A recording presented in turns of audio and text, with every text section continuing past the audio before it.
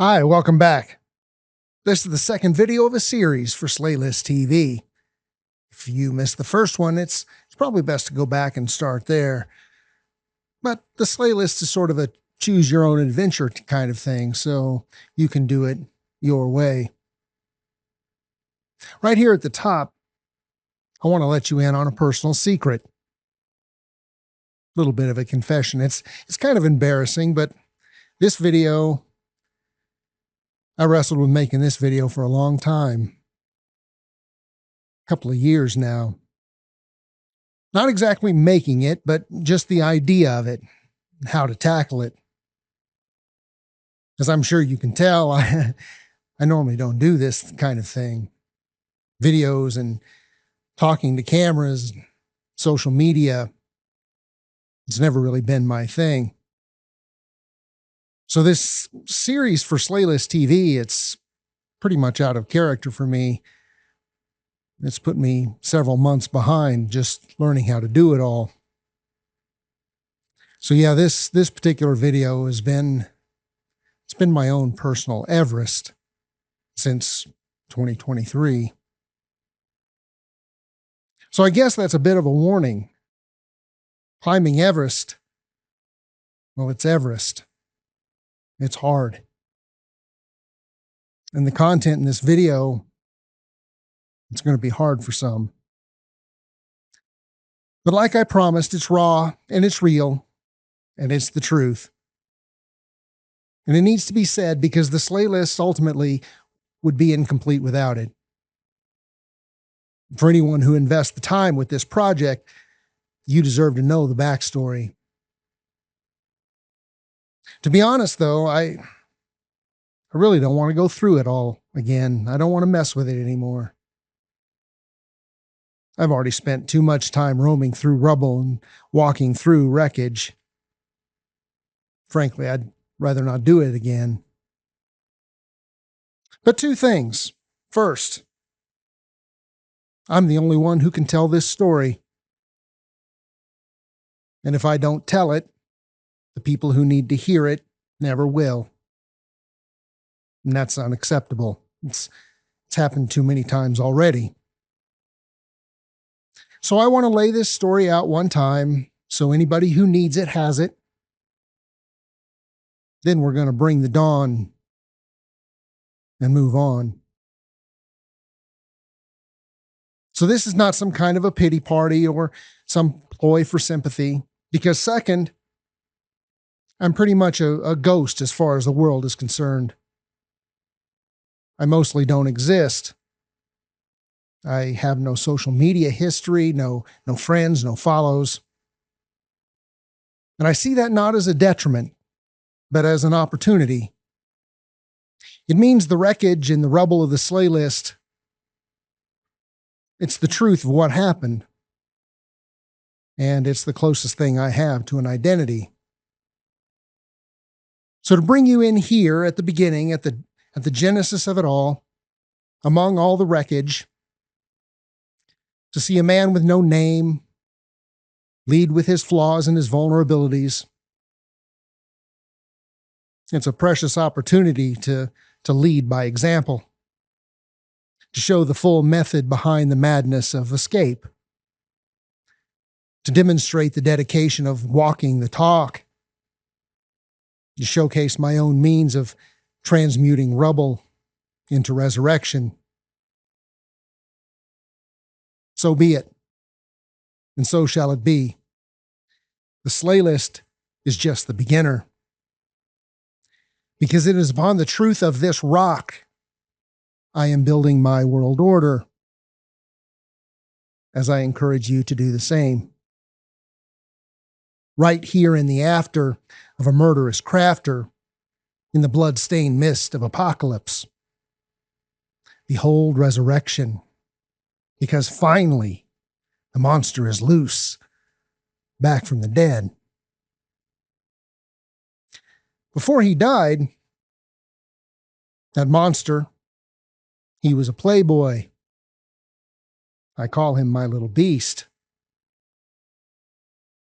He didn't look like this. He looked like this. This is one of those photos tucked inside that album my granny made for me. I told you about it last time. I think it was taken at my kindergarten Christmas program. When I rediscovered that photo all these years later, it was instant, like a lightning bolt, like electricity in my body. That photo summed up the overall feeling of growing up. They say the body keeps the score, and they are right. It does. This is my score. It's how I felt throughout my entire childhood, and I carried most of those feelings through adulthood as well. I'm not talking about memories. I don't have a ton of memories. I think I was dissociated a lot. So I'm talking feelings deep in your bones, feelings on the limbic level, wired into your central nervous system, persistent, deep in your bones, feelings. Always afraid, always uncertain, always about to be condemned or yelled at for something. Never good enough, and this ever-present fear that it's always persistent. That's what it felt like growing up. And I recognized it instantly when I rediscovered that picture. It's all part of the shadow work. Has anything like that ever happened to you? Just like instant recall deep in your bones? At the earliest ages, I think my parents fought a lot. Again, I don't have any specifics, but I can feel the tension and torture of them yelling at each other. Something about lies, who was always lying to whom. And it was just loud and scary, confusing. For some reason, I have this haunting feeling in my bones around this particular phrase, the goddamn kids. I don't know why for sure. It's just there, familiar and charged with terror and trauma. Brother and I were political pawns in mom and dad's tug of war. And I just remember feeling like the goddamn kids. Burdens from the beginning, but somehow, at the same time, still valuable puzzle pieces to be played one against the other. So it was some kind of strange combat, and brother and I, we were stuck in the middle. So yeah, there was just this ever-present panic lurking just beneath the surface. But hey, don't worry. Nothing to see here, nothing to mend. Because that panicked little guy, he was brought up in Sunday school. And the songs promised that Jesus loved him. So he was baptized at 7 because, well, he didn't know anything else. He didn't know anything about the world at all. But he knew he was a sinner. In his filthy little heart, he knew he had told some lies. He'd picked on his little brother. And he knew that he was way too interested in some of the sections of the J.C. Penney catalog. He was scared all the time. And he didn't want to go to hell. So he gave his heart to Jesus like a good boy because Jesus loved him. And it made Mama proud. But he had no idea what it would cost him. About a year and a half after that picture was taken, my parents were divorced. Dad vanished to a faraway land I'd never heard of before called Louisiana. Suddenly just gone. From the earliest age, I was fascinated by the Bible. The this ancient magic holy book. It was direct communication from God, and it amazed me. Jesus and Samson's were my favorite. I liked I liked David and Goliath too. My little picture Bible had some cool illustrations of those stories, so I gravitated to those the most. By 11, I was totally enamored with the book of Revelation and all the angels and the beasts and the statues and the prophecies. And I knew someday I was going to grow up and crack the code, that I'd be able to read the future in those pages. The roots of my lifelong apocalypticism were formed during my teenage years. Being afraid was just a natural part of everyday life for me. It always had been. So, of course, apocalypticism, the world is ending, the imminent collapse is just around the corner. That was all a natural fit for me. By 17, I worked at a Christian bookstore selling Bibles. My favorite TV show as a 17-year-old boy, I'm not shitting you. It's on the TBN channel, Trinity Broadcasting. Praise the Lord. The channel, the one with all the fiery, charismatic prophecy preachers and a constant need for cash. I'm sure you've seen it. Everyone else my age was going to hell watching MTV, but not me. I was soaking up the sanctimony like a good boy. And Jesus was watching. By then, I had a pretty thorough grasp on all the eschatology, all the big prophecies and the tribulational theories and positions. I was eye hole deep in muddy water, waiting for rapture. All through my teenage years, I listened almost exclusively to Christian music. I worked at a Christian bookstore selling Bibles, but I was also the music guy. All the bands, Petra, Stryper, Bride, Bloodgood, White Cross, Deliverance, Vengeance, and then all of the obscure stuff too. LSU, the Lifesavers Underground, the Violet Burning, Savior Machine, all those bands. I loved that music deep in my bones. And legit, it was like scripture for me. So when John Schlitz sang seen and not heard, sometimes God's children should be seen and not heard. That was like the gospel truth to me, like an extension of the Bible itself.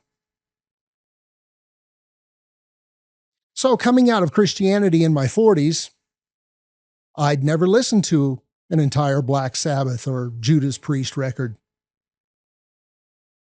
Maybe a song here or there. But that same indoctrinated prejudice I had against my father, I carried that same kind of prejudice against secular music. I saw Satan everywhere. And I totally believed the satanic panic meme rippling through the 80s and 90s. Does anybody else remember that Christian VHS tape?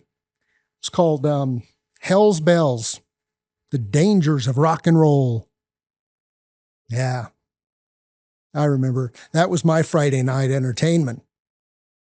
And like everything else in contemporary Christendom, I bought it all, hook, line, and sinker. So for the most part, I just refused to listen to non-Christian music. I never gave bands like Pink Floyd or Priest or Maiden or Tool or ACD. I never gave any of them a chance. Because, of course, as the old lyrics goes, I was to be in the world, not of it. That trajectory eventually took me to a Baptist university, pretty conservative Baptist university, where I studied the Bible in depth.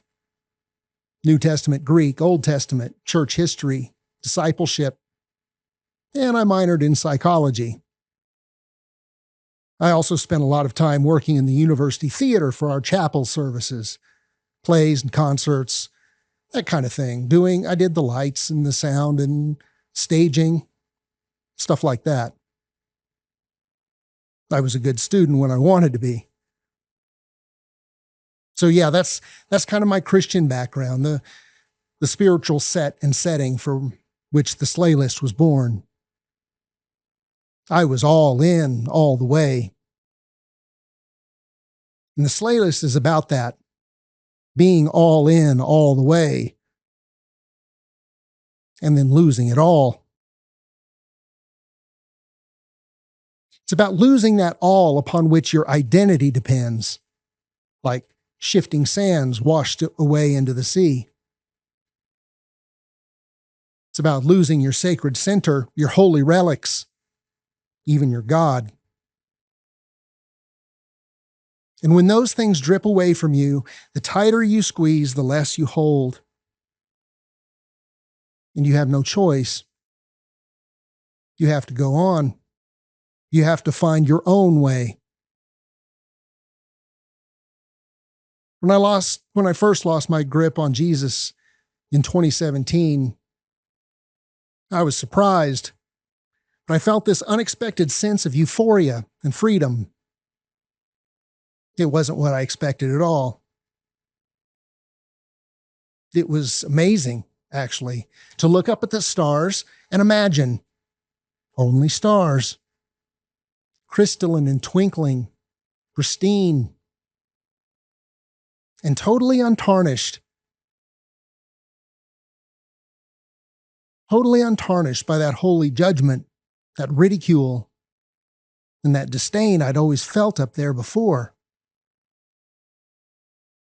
I was amazed how much weight I'd carried from those ever-seething eyes on the sky, staring down at me, judging me all the time.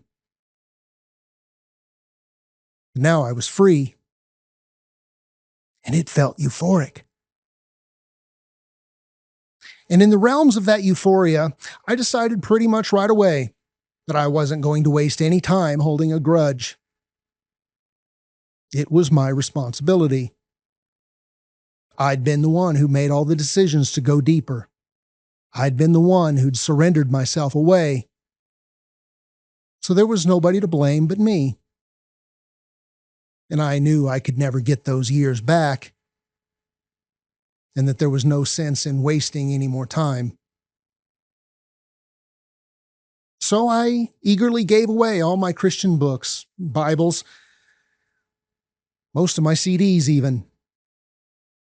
And it was weird. Like giving away your own identity.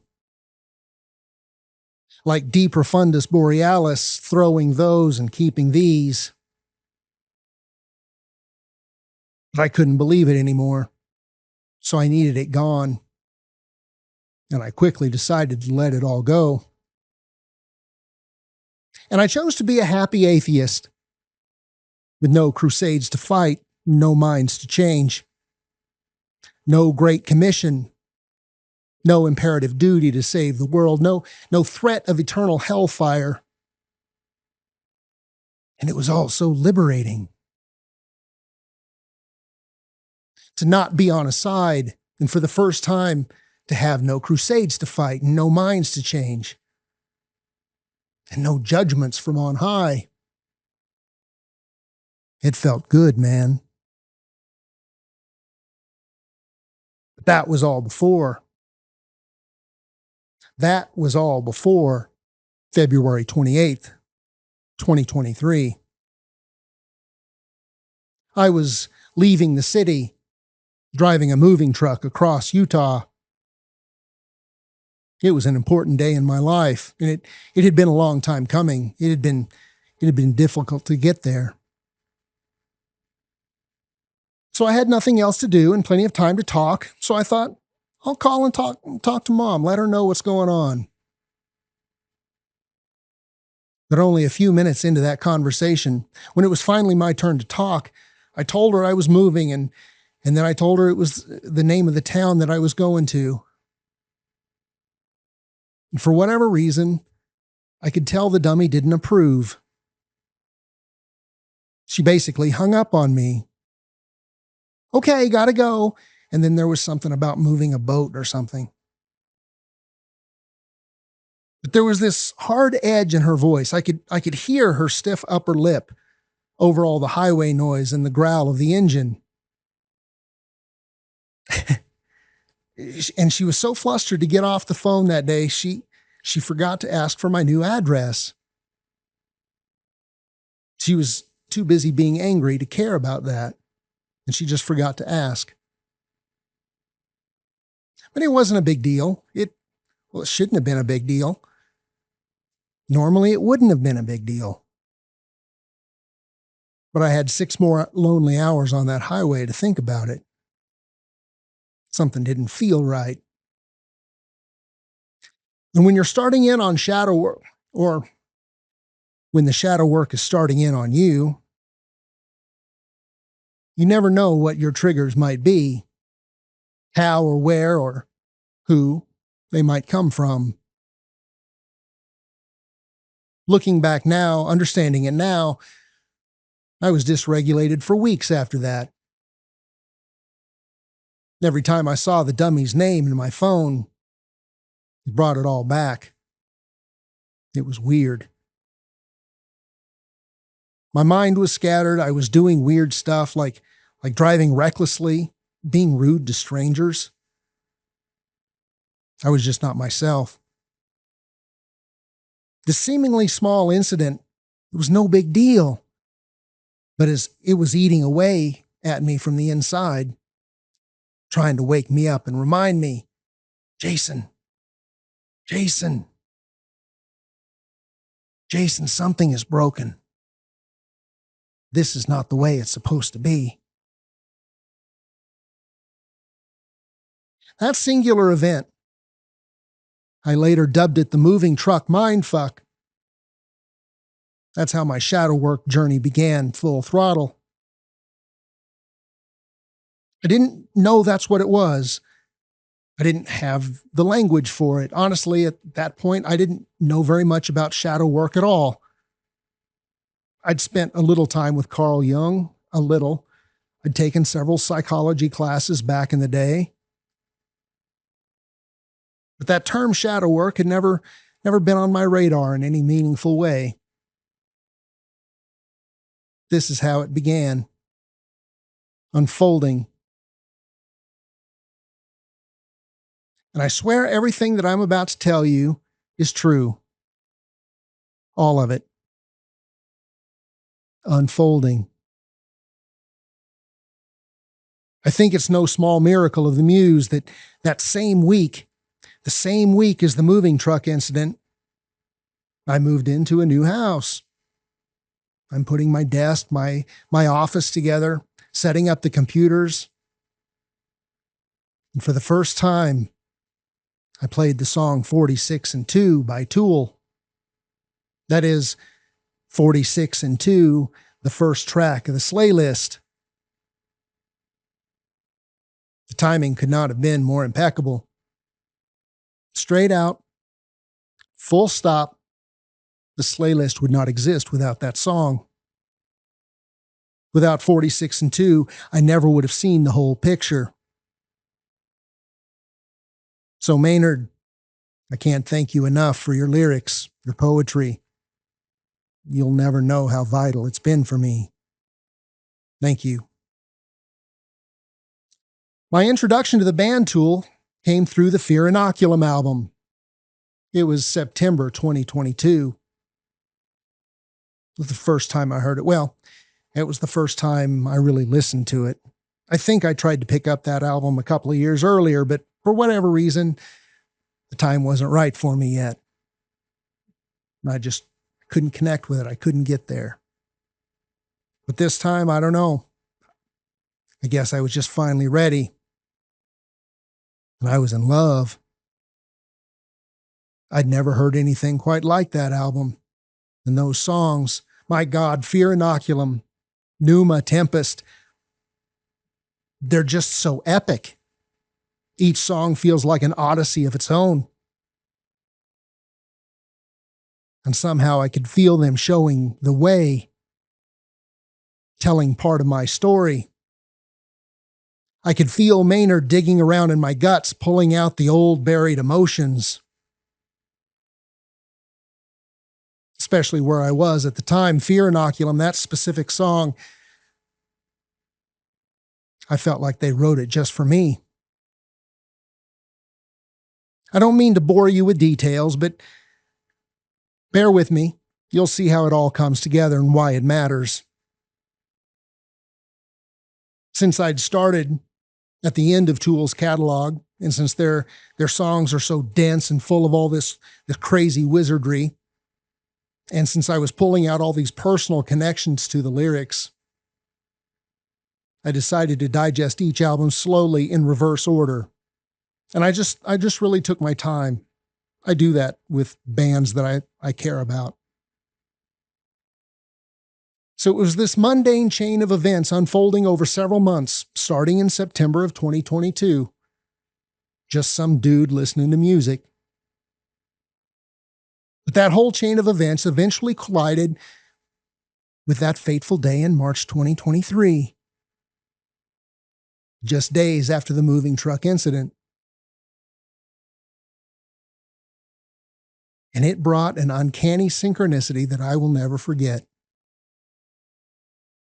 I'd finally worked my way through 10,000 Days and Lateralis several times, again, going backward through the catalog. And so that day, piecing my office together in a new house, it was time. And I finally cracked open the 1996 album, Anima, and discovered 46 and 2. And I am telling you immediately, the first time I sat down with those lyrics, they spoke to me in vivid mental pictures. One picture in particular, and I had no idea why. But it was the cover of a book, bright yellow with a red pitchfork on it, and something about evil and healing. It was a book I'd tried to read when I was maybe 11 or 12. It's called People of the Lie by M. Scott Peck. We didn't have very many books in our house, and I have no idea why we had this one. But somehow we did.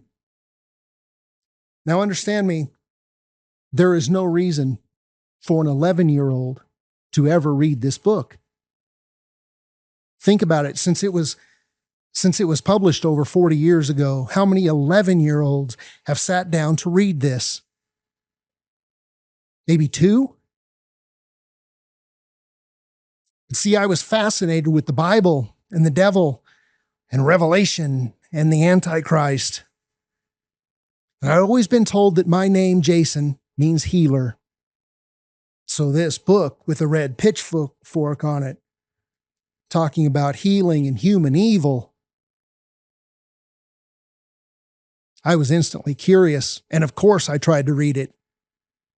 And I did, most of it anyway.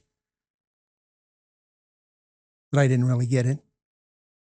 The psychological points, they were over my head, and mostly I just forgot about it. Never really thought about it again. But that day, as I sat with the lyrics to 46 and 2, all these decades later, the picture of that book cover would not leave my mind. And I didn't know why. But I followed that thread of curiosity. That's how the muse works. That's how she communicates, through curiosity and memory. So I followed the thread, and that night, I found the audiobook version on YouTube. A few days later, my copy arrived in the mail. And while my black swans swarmed, the epiphanies fell fast. By May, a few months, 1,000 scabs, several dysregulated tempests later, I was beginning to get a more complete picture of everything that had happened. Everything the dummy had done to me, to brother, to dad. Because of all the books in the world, I'd actually read this, and I'd planted the seeds as a boy so that someday Maynard's muse could come and pick my scabs at exactly the right time. And because I had been faithful to the feeling, because I had listened, because I'd followed that musical thread of curiosity and memory, now all these years later, here I was reading about my own life, in the case of a boy named Bobby, on page 47 of a book written in 1983. Thank you all. Thank you, Maynard. Thank you, Bobby. Thank you, Dr. Peck. And thank you to the 11-year-old me who dared to read a book way above his pay grade. Because the Slaylist would not exist if it weren't for 46 and 2 and People of the Lie. Because on page 48 of this book, while Dr. Peck is interviewing Bobby for the first time, a child victim of neglectful parents, my friends and lovers, what do you suppose Bobby was doing while Dr. Peck is asking him these questions? You got it. He was digging into sores on his hands and his arms. He was picking his scabs, just like Maynard said he would be in his lyric from 1996. And Bobby, this poor 15-year-old Beavis, in this dusty yellow book, he left those scabs like breadcrumbs. Breadcrumbs my muse would use 40 years later to help this rainbow find his way out of the dark. I can't explain it, guys. That's just how she works. At the gut level, digging around in your most vulnerable places. And if I hadn't said yes, if I hadn't honored those memories by following those curiosities, I never would have seen the whole picture. But somehow through that weird, uncanny chain of events, Maynard's lyrics led me back to Bobby. And there's no way I would have found this otherwise. When I did find it, thank you again, Bobby, because you held up a mirror for me. And it all came together at exactly the right time, like falling dominoes, one right after another. Because as Peck unfolded Bobby's story further, I felt Mother Griftwood in those pages.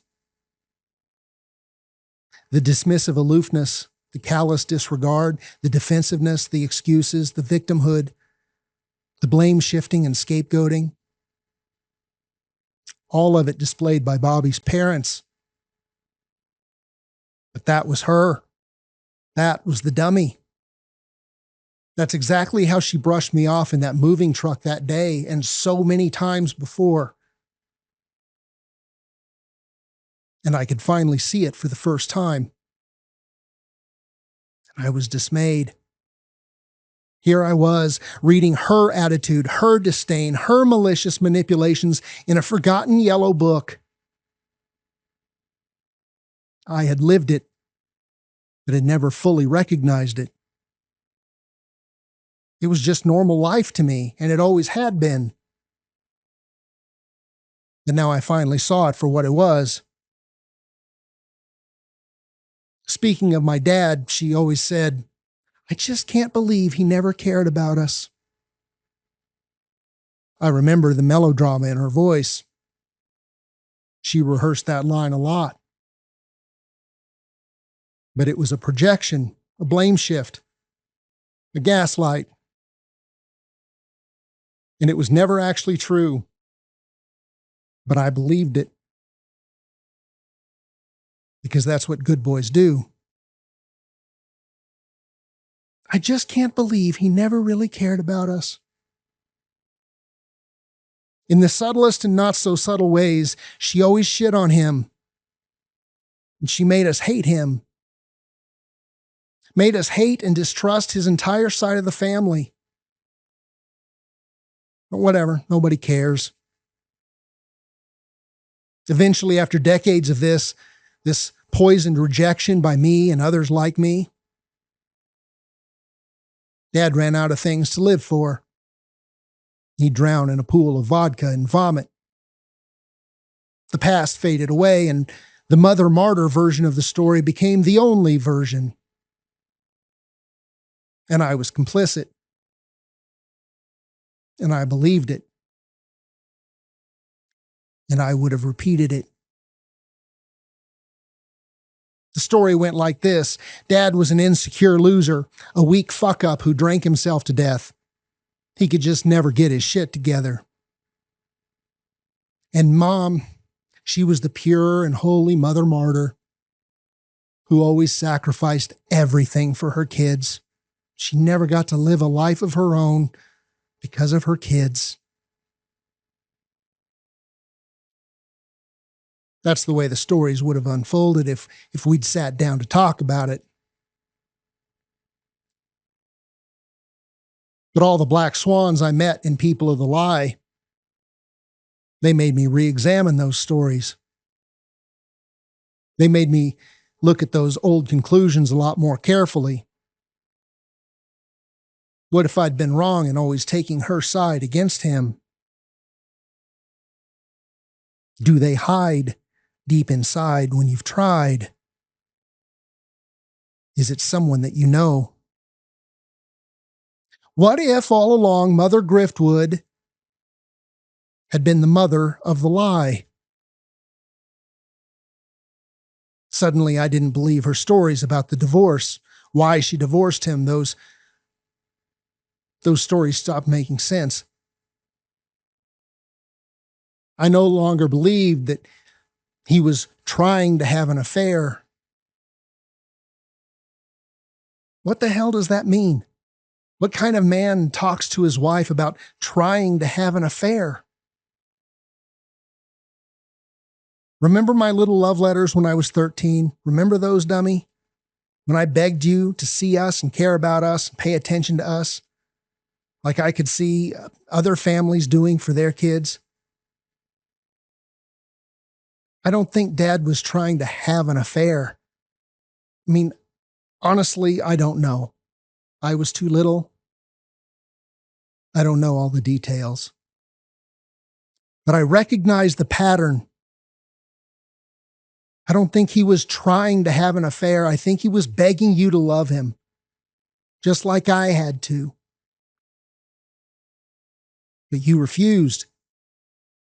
You just belittled and laughed at me, literally laughed at me, and told me how ridiculous I was.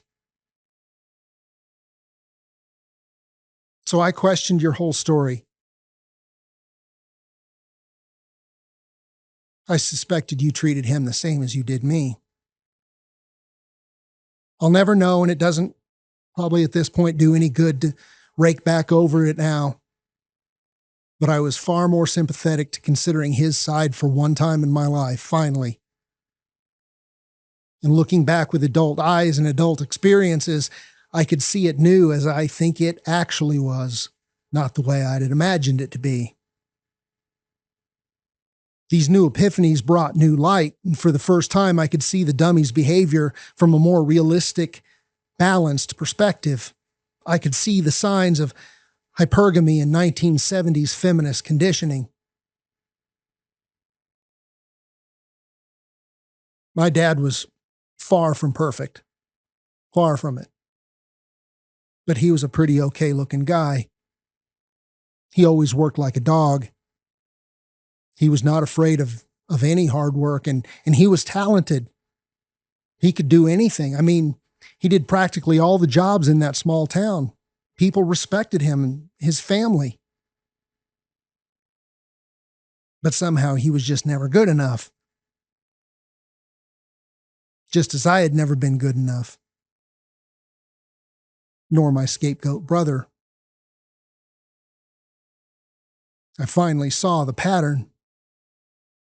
Because as a kid, you can't see all the things, all the treacheries.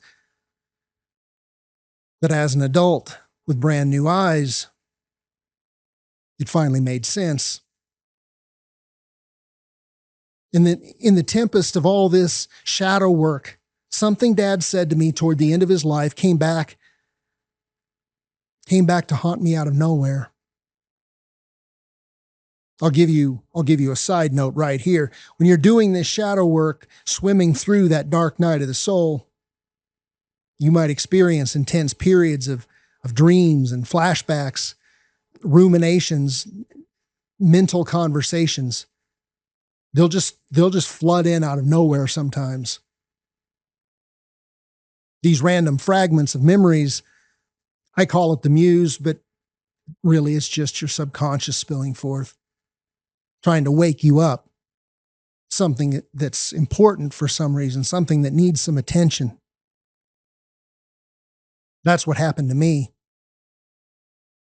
I suddenly had this total recall moment, and I remembered sitting at Dad's table. Like I said, it was toward the end of his life. It may have even been the last time I ever saw him. But he was broken down and depressed and sad about how much my brother was struggling with his young family. Brother, I don't think you know this, but he cared about you. You need to know that he cared about you. And he wished he could have changed the past somehow. I was down there at his house in Louisiana, and I was being an asshole. I was talking behind your back, telling him how much you were struggling, some of the mistakes you'd been making, or at least mistakes that I thought you'd made. I was an asshole, I'm sorry. But he was taking all this in, and with his head literally in his hands like this, shaking back and forth. Speaking of the dummy, he said, I never wanted it to be like this, but I could just never get her to meet me. And I didn't really get it at the time. Of course, I just chalked it up to that old mom and dad blame game. You know, that quiet combat that's not really so quiet. It never goes away. Mom versus dad. The game that dad always lost because he was the bad guy. But as that memory came flooding back all these years later, it was like he was speaking from the dead. For the first time, looking at it through new eyes, I knew exactly what he'd been talking about. I could just never get her to meet me. I had to live it myself before I could understand it. I had to be the Beavis on the bottom before I could see the Beavis on the bottom. Then to fully understand, to heal Beavis, I had to puzzle together how I'd become him. Black swans, awakenings, epiphanies, they swarm in and suddenly your whole world looks different. That's why I call it an apocalypse. So yeah, my becoming Beavis journey began in fear, panic, and divorce, a derelict dad, and Sunday school apocalypticism. And it continued right through the winter break of my 4th grade year when the dummy moved my brother and I to a remote lake house, the house on a hill. Now, the dummy needed to make this change, and I do understand that. I get it. But her overall execution, the results of that move it was devastating to me, to us. And as the poem goes, Blondie didn't care. My dad had been discarded for a couple of years by that point. So when she moved us to yet a different state, out to the house on a hill, it ripped us away from our entire paternal family too. including all our uncles and cousins and grandparents. Just as Dad had disappeared, suddenly they were all gone too. So, in the space of about 3 years, the dummy had banished my dad, his entire family, and any fledgling friendships I'd had started to make as a child. Of course, this was the early 80s. The house on the hill had no internet or email, no neighborhood kids to speak of. So we didn't have time for or access to build new friendships out there. Our connection to the world was a daily bus ride, including walking and waiting for the bus. It was about an hour every day, every morning, every afternoon. So it was just this perfect storm of isolation. And then after school, I mean, we had TV, but barely. 3 or 4 channels, sort of, through the static. But it meant that the total depth of our connection to the outside world was like Days of Our Lives or The Brady Bunch or Gunsmoke. So is it any wonder why I chose People of the Lie? Because why else would I be reading this? I was just starving for stimulation. The point I'm making, this isn't a pity party. Oh, woe is me, I had it so bad when I was a kid. That's not the point. I'm just trying to describe the completeness of the isolation, the shock. It seemed like overnight we went from living in a town with a dad and uncles and cousins and even friends to the house on a hill, this isolated little cracker box set aside from the world. And we were in the world, but not of it. So when Greg X Volz comes along and sings, "We are strangers, we are aliens, we are not of this world," yeah, man, that was scripture to me. And it made perfect sense because that separation is exactly what my world felt like. Yeah. My reality right there. So naturally, I believed it. And separation became part of me and stuck with me forever, all through adulthood. Avoidant personality, it was my religion, my reality, my nature, nurture, heaven, and home. So, yeah, that isolation out at the house on the hill, it became sort of a lifelong sentence. But not for Mother Griftwood. For her, it was just convenient. It was also a point of ridicule. As recently as just a couple of years ago, she routinely made fun of me. "You were socially distanced before that was even a thing. Ha ha ha ha ha." She just laughed about it numerous times, never considering how she'd helped cause it, how all that neglect and isolation was used to her advantage at my expense. Never ending bus rides and the fact that I was a smart, responsible, Jesus loving good boy. It was the perfect setup for her. She didn't need babysitters anymore. The routine, the isolation, the lack of access to any other people or kids, it was the perfect setup for her to tuck us away and save us for later. Like condoms in her purse. And that's what happened. We were virgins on vine. Our futures be damned. Because we were not autonomous flesh and blood human beings of our own. We were hers, like property to be managed and used. It's called a devouring mother. It's called coercive control. It's called childhood emotional neglect.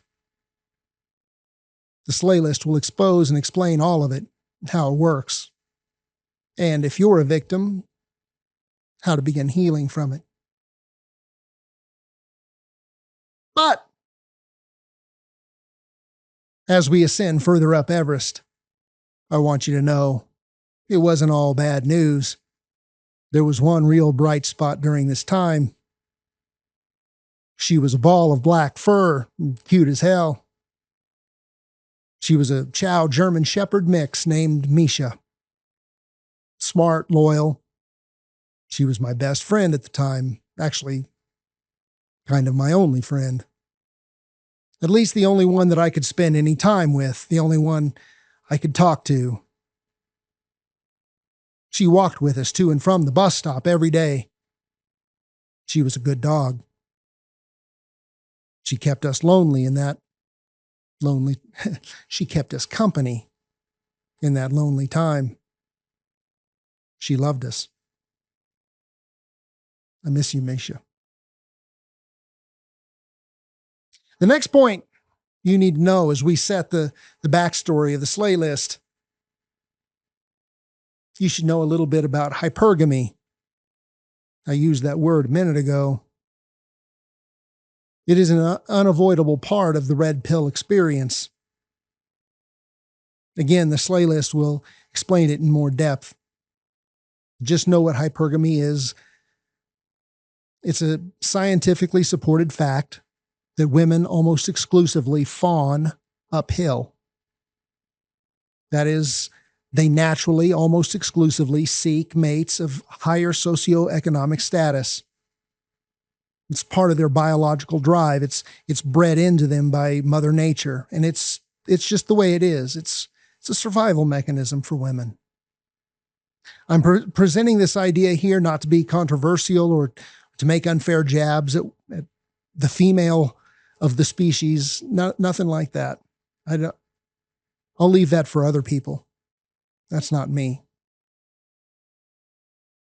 It's just that this was part of my enlightenment journey to, for the first time in my life, understand what hypergamy is and consider the dummy's behavior through that lens. To look back and consider her values and choices and sacrifices from a new, more realistic perspective.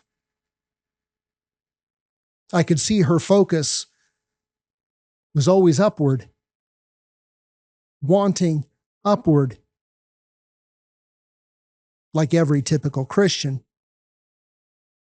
Again, I'm not trying to be controversial about this. It's just the mechanics of what the religion does to you. And I'm speaking from personal experience. When you spend your whole life waiting on heaven, waiting on Jesus to come from the clouds to rescue you, it puts you in the position where you're perpetually fawning uphill, hoping, waiting, yearning, praying uphill. Jesus people, be honest, deep in your gut. I think you know I'm telling you the truth about this. And the mechanism is very similar for a single mom with two kids fawning uphill for a sugar daddy to come and rescue her. You see it all the time at the gym, at the grocery store. It's all over YouTube and TikTok, all the socials. Single moms yearning, fawning, focusing uphill.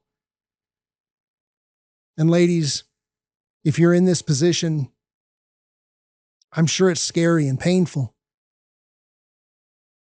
I think that's where the dummy found herself, caught on the hamster wheel of hypergamy and fawning for Jesus.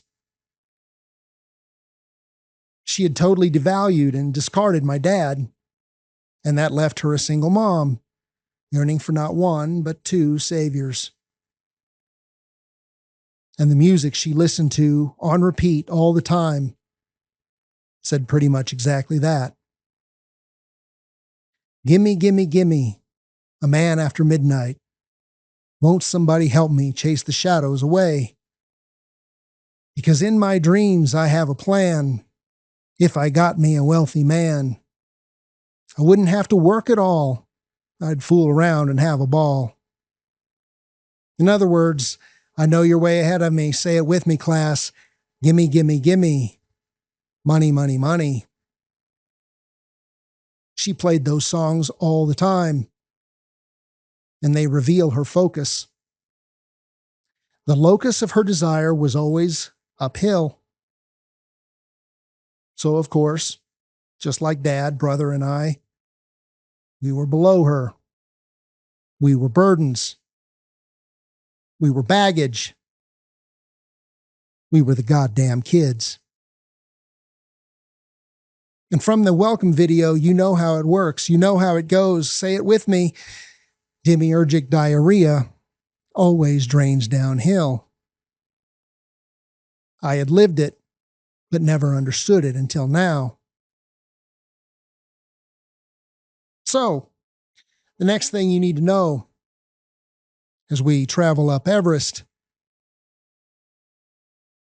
you need to know about that fateful summer. That summer, brother and I went to visit Dad for our summer vacation. I think it was around 1988. Typical summer with Dad, nothing glamorous. Little work, little play.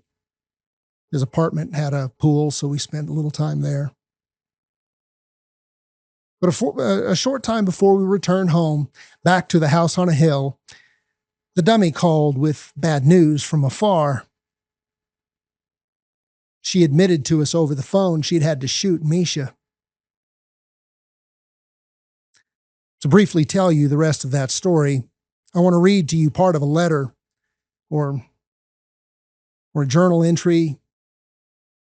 I'm not sure what it was. It may have kind of been the first draft for this video, this trip up Everest. Anyway, I mentioned earlier that when I was about 13, I wrote 2 or 3 little love letters to the dummy. We just needed more from her, and I was asking for more. So I was begging her to see us, to care about us, to spend more time with us. This that I'm about to read was written in that same vein. The vein of a teenager pleading with his mom, never getting through, and the tempest that ensues. I hammered this together in a fury one afternoon, probably November or December of 2023. Dummy, those letters I wrote when I was a kid, those were love letters. This is more like hate mail. Hey, dummy, damn dummy. Remember that time you needed my dog to disappear? Do you remember the story you spun to cover your ass? But wait, which story? Because you've told it several different ways. Whose idea was it? Who did it? Did you shoot her? Or was it Daddy Morebucks? Because I deserve to know who shot my damn dog. The last time I asked you that, April 2023, you said you pulled the trigger. But this is so good, let me quote you. I asked you who shot my dog, and your exact admission in your patented whispered melodrama. I did. She was all right. I gave her Valium first. I was gobsmacked, numb, totally slack-jawed when I heard that come out of your mouth. It was as if I'd read that line directly out of Peck's book. It sounded like it came out of Bobby's parents' mouths. This isn't ancient history. This is recent, and I couldn't believe it. And it was instant like an avalanche. This utter revulsion that Peck describes feeling for Bobby's neglectful parents. That's exactly the way I felt.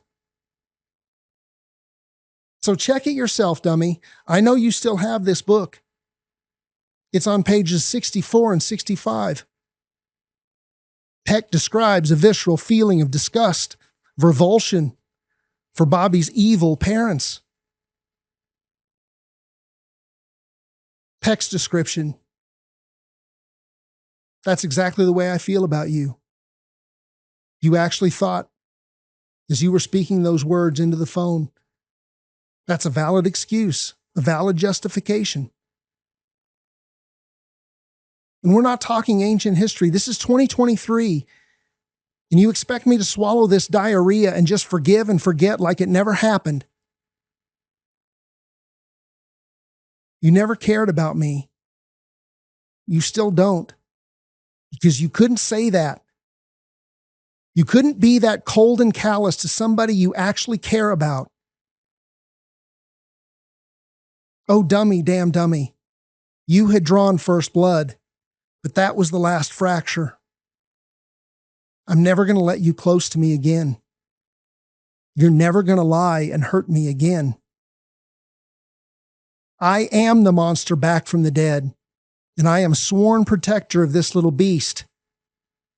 The little beast you abused, and I won't stop until everybody knows why a tempest must be. And that's when I knew you had to go.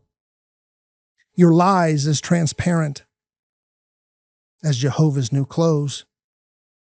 Oh, dummy, damn dummy. Dad was not the supervillain in our story. You are the mother of the lie. But okay, whatever. Let's forget about the who question for a minute and let's focus on the why. Did Misha really attack the neighbor's dog like you claimed? Were you really being threatened with a lawsuit and medical bills? I don't think it's possible to know the real truth because you lie. But let's go with your story. Let's say she attacked the neighbor's dog and you were being threatened with a lawsuit. Okay? Tell me, what would that have cost you in the 1980s in Cherokee County? Seriously. $200, $300, maybe? You had 2 kids. She was our only friend. She was the only thing we had that we actually cared about. And we had nothing else out there. But that didn't matter to you at all. Our well-being was never a priority in your decisions. When we moved with Misha, it was never a priority. And it certainly wasn't worth a couple of $100, was it? And let's be realistic. Let's look at this like adults. There is no family court judge in any jurisdiction anywhere who would support you shooting your kid's dog to avoid some kind of legal responsibility. And how would killing my dog alleviate you from legal responsibility anyway? The answer is simply it wouldn't. That's not how it works. If you're a careless dog owner, you'd be responsible whether the offending dog is still alive or not. Those medical bills wouldn't just disappear because the offending dog is dead. Oh, dummy, damn dummy, mother of the lie.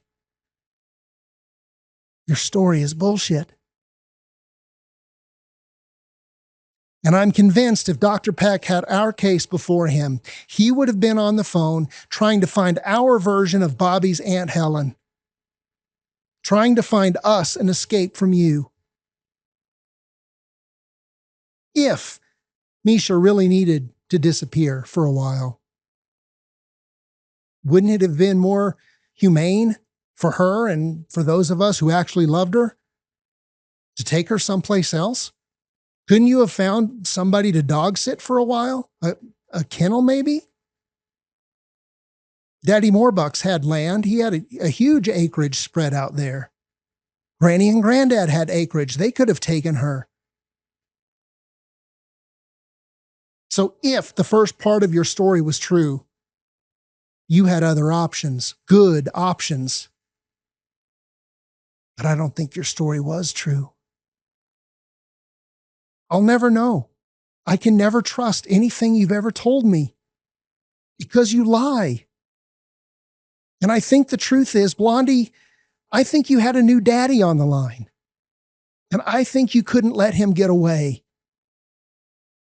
I think you had weeks of unencumbered love bombing, fishing and Well, I think it was just too inconvenient to make that long drive back out to the house on a hill, especially just to feed a dog. I think she was inconvenient. I think she was in your way. And I think nobody below you actually matters. It didn't matter that she was the closest thing to a friend brother and I had. Didn't matter at all. It was totally irrelevant. Because life will pound away where the light don't shine, son. Take it like a man. Because there were no tears allowed. There was no burial, no funeral, no last words. Just a sad phone call confession, bad news from afar, and then a grisly discovery a few months later while we were out playing in the woods. Because you'd shot her and you'd left her to rot on the forest floor. And here's the thing. We were good boys. We never even thought to challenge your story, and we never did. Instead, we swallowed your excuses like molten lead, and then we learned to regurgitate them in defending you. Why you had to do it. Why it was necessary. You convinced us you were justified and then made us complicit in our own abuse. It's like covert psychological warfare on your own kids for your own pleasure and convenience. And it's as if I'd read it directly out of this book. Oh, dummy, damn dummy. Is blood how you schemed your dreams be fulfilled? Misha, wherever you are, you know I love you. You were the thing that made that bus stop bearable. And I'll never forget you. You were a damn fine dog. Thank you. Can you feel it, friends? The air's a little thinner up here. With Everest Peak in sight, we're nearly there. I know it's hard. But you're going to want to know why I call the dummy the damn dummy. It's a little bit of necromancy, the voice of my dad back from the dead. When he'd make a little mistake of some kind, he'd call himself that. Like, for example, if he made a mistake while we were playing chess, he'd say, "You damn dummy." It was kind of funny. My own mistakes earned me a damn dummy from time to time too. But in Dad's mouth, it was a playful reprimand, just kind of kidding around. He wasn't being overly serious when he said it.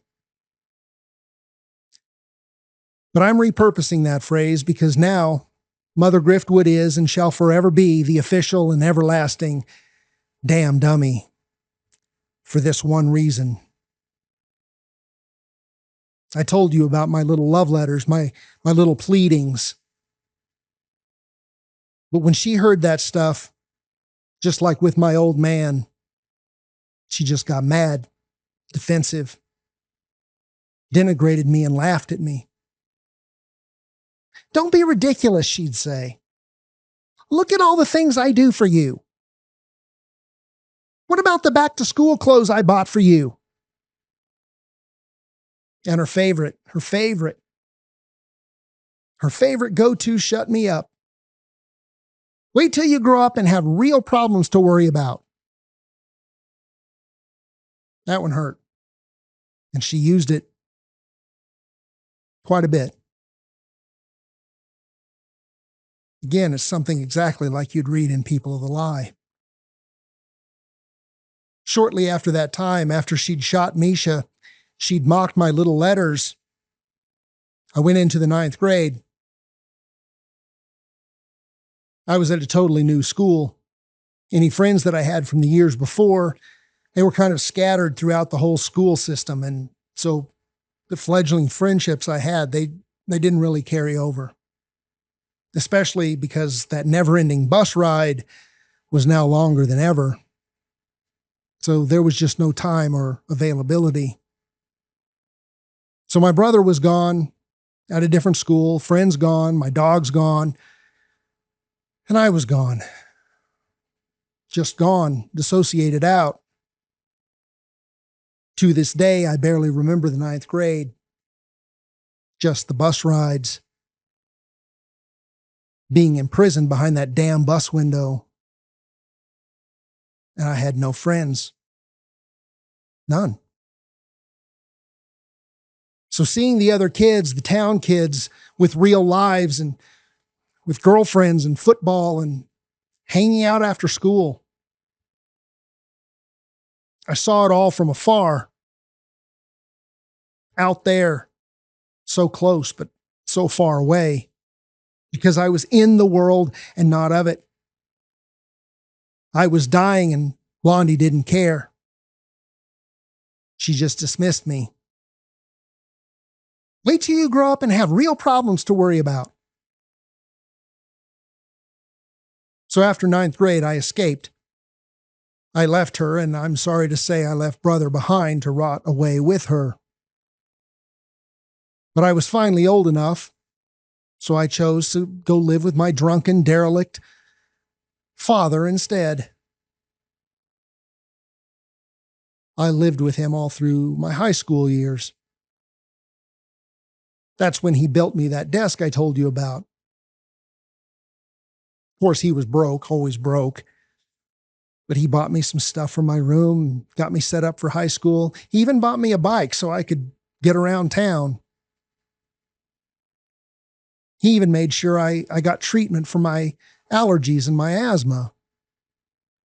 He got me into the doctor so we could get all the right inhalers and stuff. Asthma and allergies had been problems for me for years, but the dummy just mostly ignored it. Never had the medicines for it. So I remember how it felt. It just kind of felt weird to have a parent actually follow through on stuff like that, to care enough to take you to the doctor. That's just one of those black swans that popped up during my shadow work. Anyway, about 4 years later, about a year after high school, I was getting ready to go to college and I returned to the house on a hill. And it was immediately clear the dummy hadn't learned anything by my departure. She never considered, never questioned how much pain must a boy be in to leave his holy mother martyr in favor of a drunken, derelict, pagan father. No, instead of any self reflection or any hint of constructive self criticism, instead, she just developed two different versions of the story that she'd tell to anybody who would listen. She'd pull out whichever version she needed depending on the circumstance. One version was the usual, the goddamn kid story. She didn't use those words, of course, but the story went something like, oh, Jason's behavior is so bad. He's got a bad attitude. He's fighting with me all the time. He's just out of control. He's too big for me to punish now. I can't spank him anymore. He needs a male influence. His dad will make him grow up and teach him how to be a man. I was a goddamn kid, and I was way too much for her to deal with. That was a very common version of the story. But her other story, I call that one her goddamn light story. And she practiced it a lot too. I'm sure various people in my family have heard. I'm sure they've heard it several times because I know I have. And it went like this, in that same patented melodramatic voice. She'd, I knew when he left. I knew when he left me that my light was gone. just like my dad. Either way, I was the bad guy. She's the mother martyr, reveling in victimhood and raking in the sympathy from anybody who would dish it out to her. Can you see how that works? Either story, I'm the bad guy and she's the victim. I had lived it, but I'd never really seen it. I knew those stories like the back of my hand because I'd heard them so many times, but I had to be the Beavis on the bottom before I could see the Beavis on the bottom. And it was painfully obvious. In my absence over the years I was gone, she'd never considered any changes to help my brother. Her only remaining son. I left and she was more absent in his life than ever. So as alone and forgotten as I had been, I know she got worse after I left. Brother, how many nights did she leave you abandoned at Wendy's? For hours, waiting, wondering. I honestly don't remember all the details, but I know that what I do know is just the tip of the iceberg. I was gone, she was gone, and brother, you were alone. An afterthought as always. I'm sorry. So yeah, as I was saying, I went back 4 years later and found you out at the house on the hill. Literally, and I mean literally, half naked, running like an ape through the woods and swinging around on branches, saying to me, "Come on, try it. It's fun, and there's nothing else to do." I think you were a sophomore, maybe a junior in high school. Probably a sophomore. Prime years wasted, squandered by a derelict dummy, fawning uphill and saving her neglected condoms for later. Brother, it wasn't your fault. All the struggle, all the unnecessary I'm sorries, all the feelings of inadequacy and never being good enough. It's from this scapegoating. It's from being the invisible child. Chronic neglect. It was never your fault. It was something done to you, something inflicted on you, like demiurgic rain. And I don't think anybody knows a damn thing about it. You were so abandoned and alone that when that other family offered to take you in, you jumped at the chance. The dummy had destroyed everything else for you, and they were the closest thing to a family you had during that time. And hearing about it from afar, I criticized you, like always. And I was too aloof to do anything about it. And I'm sorry. So, Mother Griftwood, may you always be known as Dummy Damn Dummy, because you wouldn't listen. If you'd ever really listened to me, the Slaylist would not exist. Because that's what it is. That's what the Slaylist is. It's a voice ignored for too long, a voice unleashed with the fit and fury of apocalypse. Because through all the decades, just like my old man, I could just never get you to meet me. Not in my 13-year-old letters, not the time when I was homeless or nearly homeless. You just laughed. Do you remember that? You literally laughed. Not the time in college, that one when you visited me, remember? It wasn't to congratulate me. It wasn't because you cared about anything in my life at all. I was as broke as a college student could possibly be. Literally. But you drove all the way up there and you waited like a stalker outside my classroom. Why? To collect money from me. Do you remember that? Are you proud of that, dummy? No matter the age, no matter the era, I could just never get you to meet me. But here's the thing.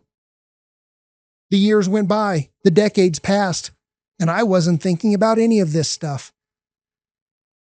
Not dad, not Misha, not brother. I was in the cave of my own deceits.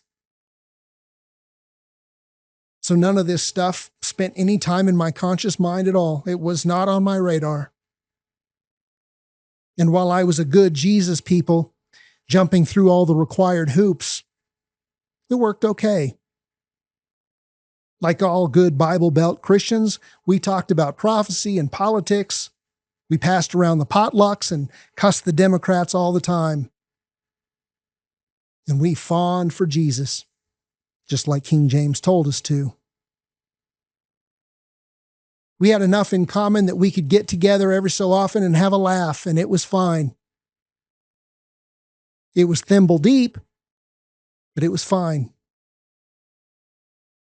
And that's as far as I could ever get with you. I lost my faith in 2017. And since then, I tried to connect with you on so many other kinds of things besides the politics and the religion. But it never worked.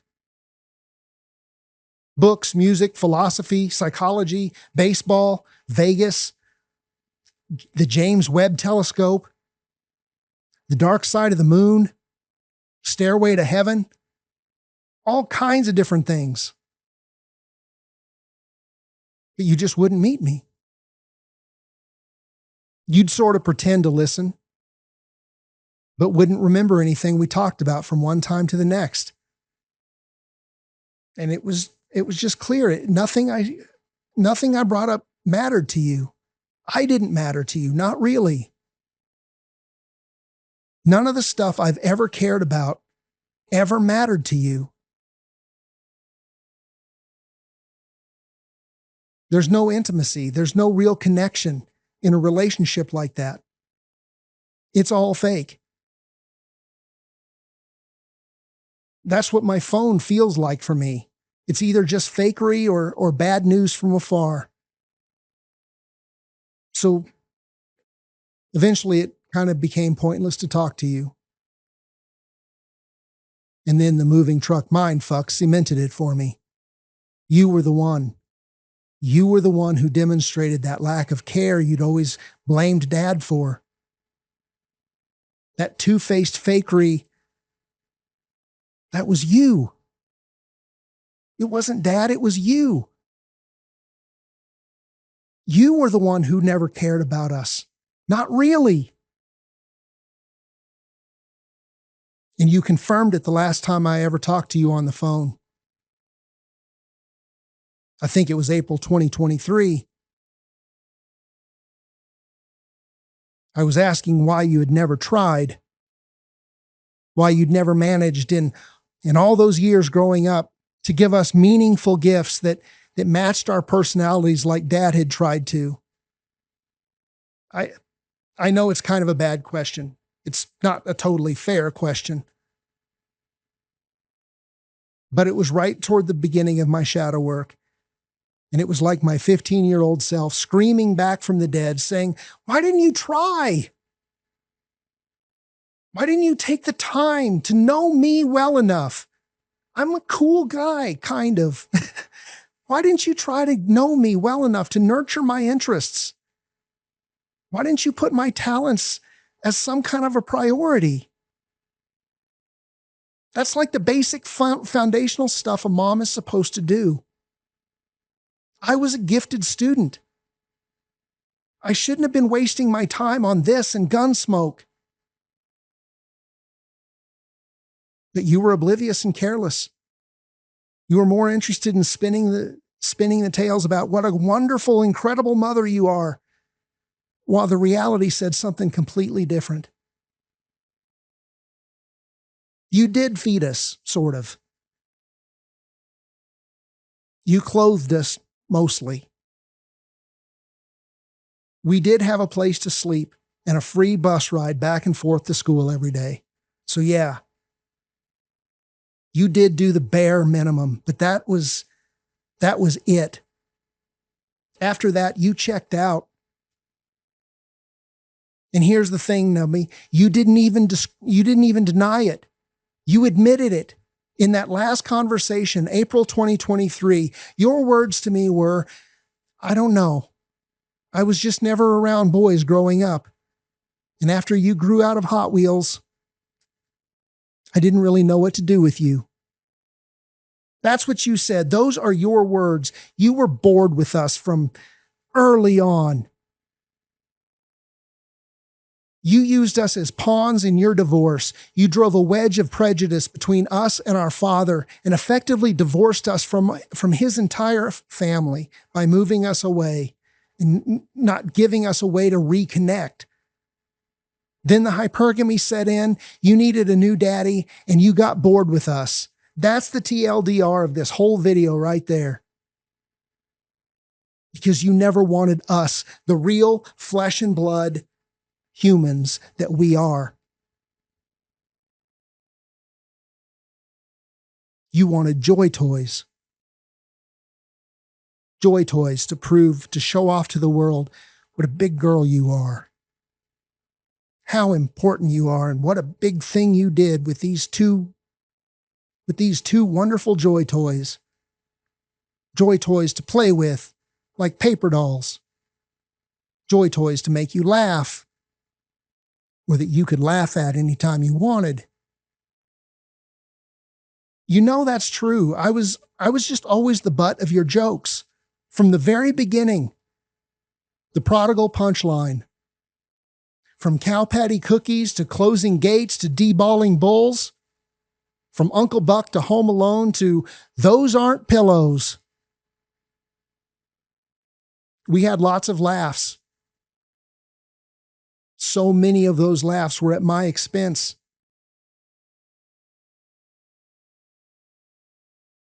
And that was my only value to you, really, because that was what you'd always wanted. A laugh, a punchline, a joy toy. Because in your penny fleck-like delusion, I wasn't born to be my own little playboy beast. That was never a consideration. That was never a priority. I was born to be your joy toy. To lock away in your toy box to save for later. But the problem is, little human joy toys can't always be joy toys. They grow up to have their own needs, their own desires, their own will. They grow up to become burdens. They grow up to become the goddamn kids. Below you, beneath you, in the sewage dark fog of demiurgic diarrhea. Draining down generation after generation after generation. And whenever I tried to protest, to say, but mom, there's a problem. This fundamentalism, it's a contagion. This stuff hurt me. And it's hurting your family. It's hurting our family. It's hurting your own grandkids. But you dismissed me again. You said exactly, don't be ridiculous, Jason. No family's perfect. Nobody's perfect. In other words, don't question authority. You know that's a sin. Now go back to sleep, boy, and grow thicker skin. So yeah, yet again, just like in that moving truck, just like my 13-year-old love letters, you shoveled me aside again like a bag of poop. And we're not talking ancient history. This is recent. These are the last times I talked to you. So dummy, damn dummy. I want you to wear that name like a karmic curse because you earned it. And I want you to get that picture clear in your mind as the Slaylist permanently brands that name, Mother Griftwood, the damn dummy, into your branch of the family tree, so that every generation after you will be reminded what you and your damn demiurge does, the lives that it costs, the bitter ocean of blood and tears and diarrhea that it leaves behind. Dummy, you didn't believe me when I promised a storm. You dismissed me and made jokes instead. But now, everybody knows why a tempest must be.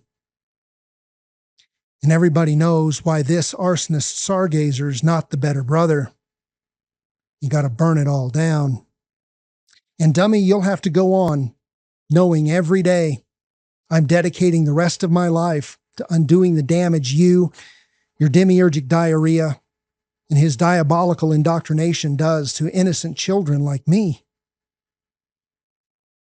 Because you permanently stitched his name into my skin when I was 5 or 6 years old, maybe even younger.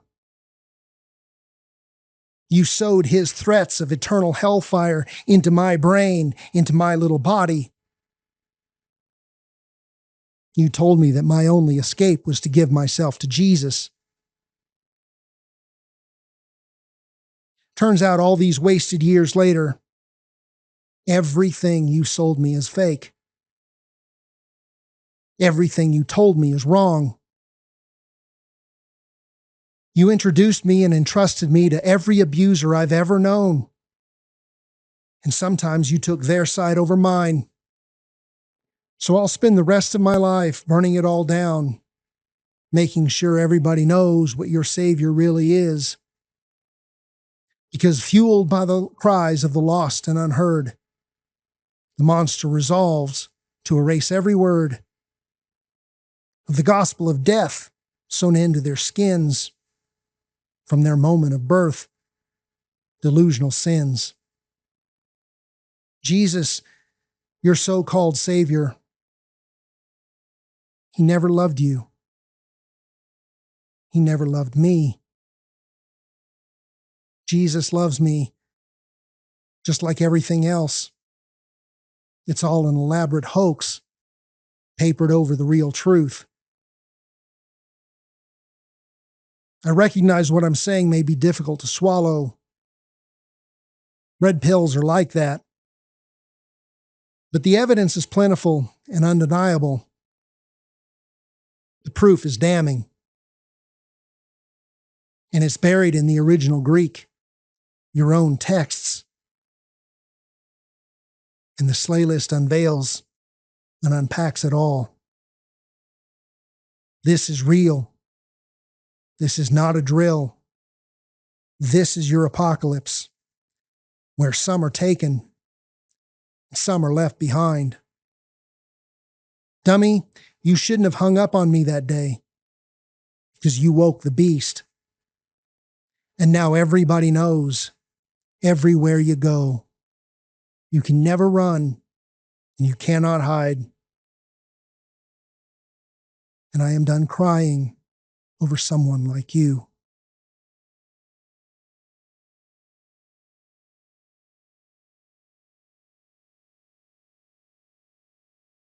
Ladies and gentlemen, friends and lovers, can you feel it? Take in that crispy air that's barely there, at the top of the mountain, right where it tips and connects with the night sky. You've come this far up Everest with me. It's been a long haul, so thank you. Since you're still with me, I've saved for you the very best. The best for last. I think you'll like it. When I was in the 4th grade, I wrote several extra credit reports for my teacher about wild animals, basically just rewording stuff out of the encyclopedia. It was busy work because I was always done with my other work too fast. So I wrote these little reports, and my favorite animal, my favorite report, was about the Wolverine. I love their undersized tenacity. They have this ferocious, never quit, no matter how bad you're hurt attitude. I really admired that. I never got into the comic books or cartoons or movies. Just, it never drew me. But when I was in the midst of all this shadow work, it was the summer of 2023, when I was really in the heat of it, combing through all these memories, and somehow I remembered the Wolverine, that report that I wrote. I'm not sure why, just kind of popped. Curiosity laid by the muse. Something in here told me to follow that thread, dig into the Wolverine, and I'm so glad I did. I always loved Jackman in The Greatest Showman, so I finally watched the X-Men movies. We don't need all the details, but it was quite a ride for me. All the synchronicities that popped through that. Like in X-Men 2, the Beast, he actually takes you through the spillways. And with all the music going on at the time, it meant a lot to me. Anyway, by the time I got to Logan, I understood. I could see the whole Slaylist evolving out of the past and reaching into the future. The final 2 discs, 6 and 7, it's where we're going. Upon this rock, I am building my world order. And when I close my eyes, I see millions and millions of broken Beavises, bruised Barbies. Victims one and all to the demiurgic diarrhea. Beavises simped by the structure of the system, to Barbies caught in the contagions of the construct. But mark my words, Christianity is finally crumbling. The pendulum is swinging and monism is falling away. That means countless coming apocalypses in the lives and families all across the fruited plain, which means millions and millions will be seeking spiritual refuge and support as their old religion dies and falls away. That's where we're going, guys. We are Legion. Give me some time to put the rest of it together. But that's where she's leading me. And we're going to build a mountain, an Everest of our own mighty cenotaph on that glorious edge, renewed to our thrones where flesh meets euphoria and our crowns are our own. Because friends and lovers, I have seen the end and I know who wins. But for more on that, you'll have to check the next video about our magical muse. I promise it's a lot shorter. It's an easier climb. But the muse is an integral part of the Slaylist, and I want to tell you all about her. That will have to wait for next time. Thank you so much for your kind attention. Thank you for exploring the Slaylist. Sincerely, I hope it helps you to see the storms of someone else's journey and maybe help you navigate your own. Thank you again. I'll catch you in the next one. Until then, O children of light, ride that tiger, keep bleeding for the dancer, and raise your horns majestic.